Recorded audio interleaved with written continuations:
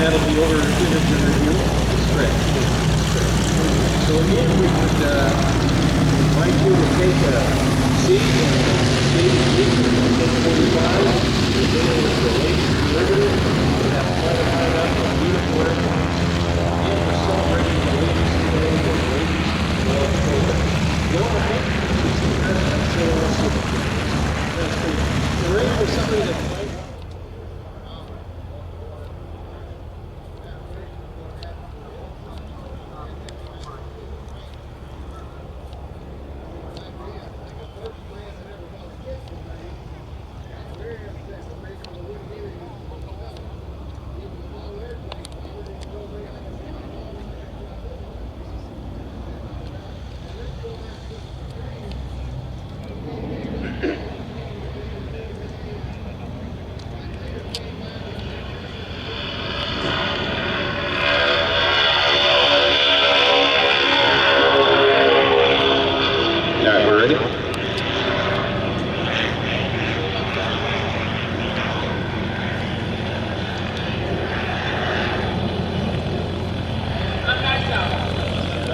Before we then start the second half, where we split the formations up into different numbers of aircraft, and you really see the Hawk being a lot more dynamic. So you have all of those really precision passes, close formation passes, and also some really colourful moments. Clearly there's some parts of the display that people always try and get photographs of. We've got a manoeuvre called Tornado, where 5 aircraft come out and bend around in front of the crowd, while 2 other aircraft come around that smoke trail, which take your phones out of your pockets and get pictures of that before putting them back away again and enjoying just the visual spectacle of that display, not forgetting manoeuvres such as the Heart and Spear as well. So very traditional format to our show, but the show does change every year. So Red One brings in new manoeuvres each and every season. That's why it takes us 6 months to prepare before the 6 months of shows. But certainly for Oshkosh, you're going to enjoy a classic Red Arrows display. Very good. Is the selection process with Red Arrows similar to what we are familiar with the Thunderbirds and the Blue Angels? So Red One's a returning pilot. He or she would have been on the team prior to that, but all of the pilots will have gone through a selection process. So I've had to do a frontline tour with the Royal Air Force, flying our frontline aircraft. They'll have to have a minimum of 1,500 fast jet flying hours, and they need to have been assessed as above average throughout their flying career before they can even apply for the team. And when they do apply for the team, it's a week-long job interview where we have formal interviews with a bit of media training and testing. We have a flying test. We see what they're like amongst people, see if they're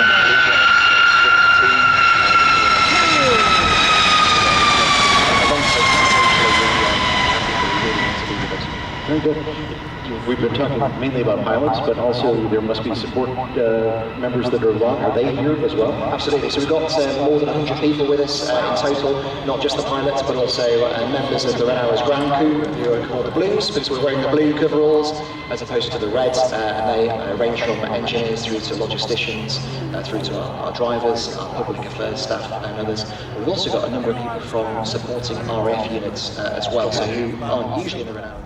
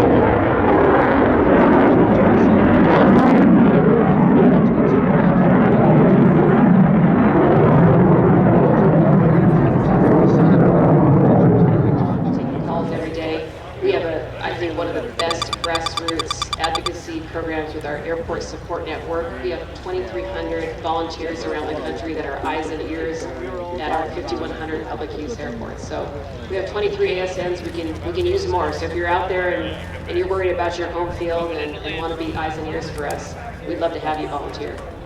As an AOPA member, one of the things I personally like having is your legal help. And in Minnesota, there was something that happened recently, and I think you guys look like rock stars there. Well, I know exactly what you're talking about. We had a member, Darren Smesmo, was flying his Stinson over Red Lake Nation in Minnesota when he lost his motor. And he did everything right. You know, Darren got that airplane on the ground on a road. Nobody was hurt, including himself and his airplane. And within moments, the reservation comes to his airplane. And we were one of his first calls. You know, Darren called our pilot protection services line. He talked to one of our lawyers, Jared Allen, right there on the side of the road. And that is not a fight you want to do alone.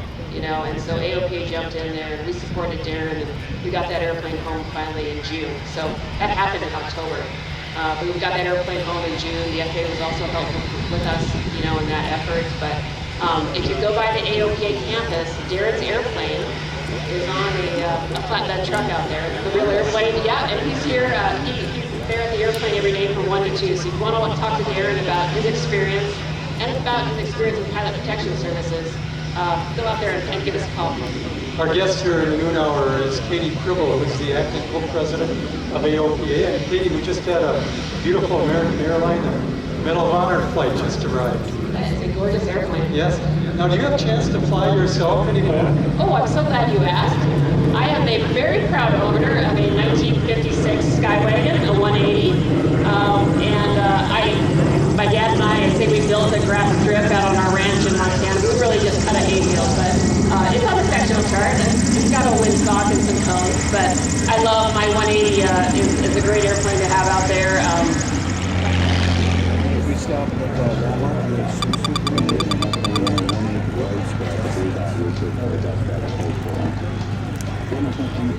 You don't see a lot of Razorbacks. No.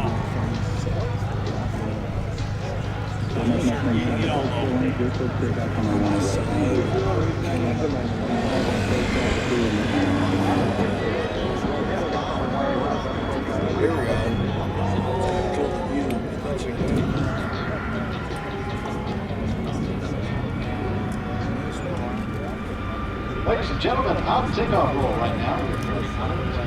One final look at Southwest's newest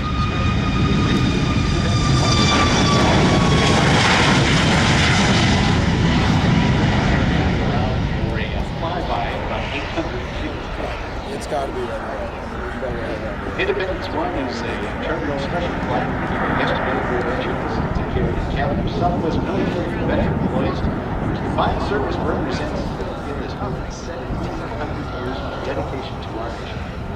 In addition to his military veterans, staffed by all of the pilots and flight attendants.